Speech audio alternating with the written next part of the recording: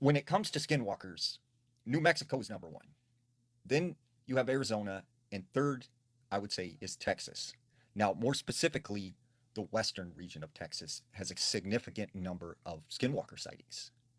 This specific story takes place outside of Odessa, Texas, right near the New Mexico border. There was this rancher named Roy.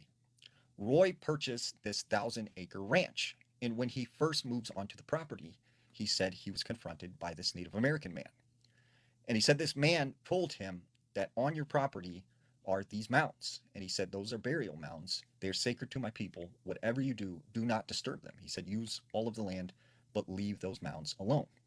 So Roy said, okay, whatever, I'm not anticipating touching them even. So after a year of Roy living on this ranch, he needed to expand and he needed to grow his ranch. So he started looking into this area where the mounds were. And one day he brings his tractor out there and gets ready to kind of clear this land. Well, as he started up his tractor and started to go towards the mound, he said he started to hear what sounded almost like Native American music and chants. And he said the closer he got to these mounds, the louder it got.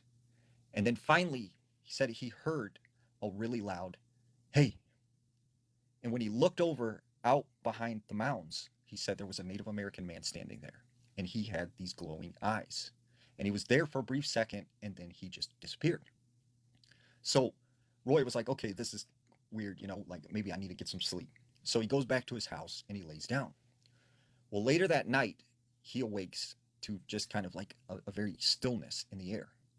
And he said that's when he heard very clearly something say, get out of here now. And a second time, he hears it, get out of here now. And a third time, get out of here now. So he jumps up out of bed and he goes all around his house. He cannot find anyone. And he has no idea where this sound is coming from.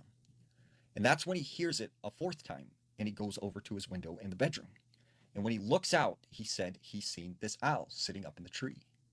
And as he looked directly at this owl, it said, get out of here now.